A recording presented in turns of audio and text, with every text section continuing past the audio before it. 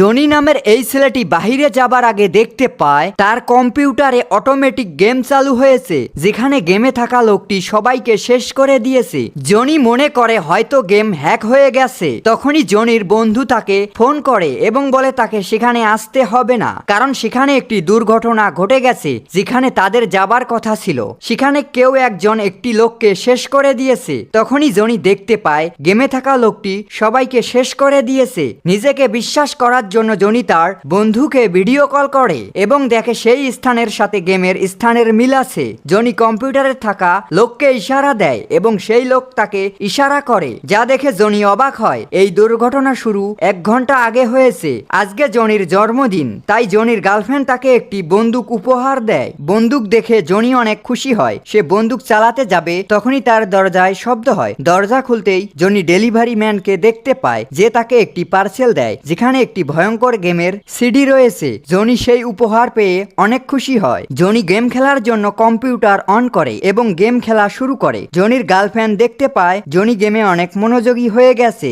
যার কারণে জনির গার্লফ্রেন্ড তার সাথে রোমাঞ্চ করার চেষ্টা করে। জনি তার দিকে মনোযোগ না দেওয়ার কারণে মেয়েটি অনেক রেগে যায় এবং সেখান থেকে চলে যায়। জনি বুঝতে পেরেও তাকে আটকায় না আর মনোযোগ দিয়ে সেই গেম খেলতে থাকে। যখন তার বন্ধু তাকে ফোন করে তখন তার বাইরে যাবার কথা মনে হয়। এরপর কম্পিউটার বন্ধ করে এবং রেডি হয়। যখন সে বাইরে যেতে চায় তখন দেখতে পায় তার গার্লফ্রেন্ড বাইরে থেকে তাকে রুমে বন্দি করে গেছে। জনি বুঝতে পেরেছে তার গার্লফ্রেন্ড রেগে থাকার কারণে এমন করেছে।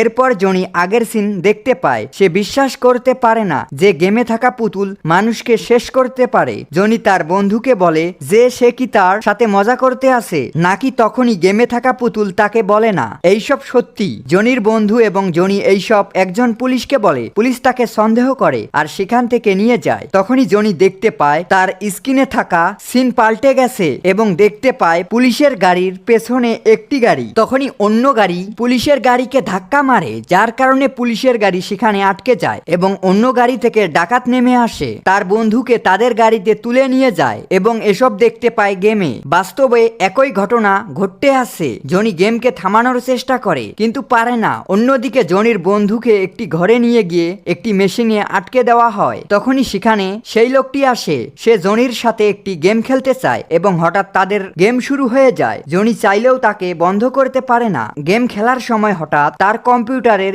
স্ক্রিন আটকে যায় এবং অচেনা লোকটি জনির কাছে তার বন্ধুর বিষয়ে একটি সত্য কথা জানতে চায়। জনি তাকে বলে অনেক আগে আমি আমার বন্ধুকে একটি বাসা ভাড়া দিয়েছিলাম, যার বিনিময়ে সে আমাকে টাকা দিয়েছিল, কিন্তু সে জানতো না সেই বাড়ি ছিল তার দাদির। এরপর অচেনা লোক তাকে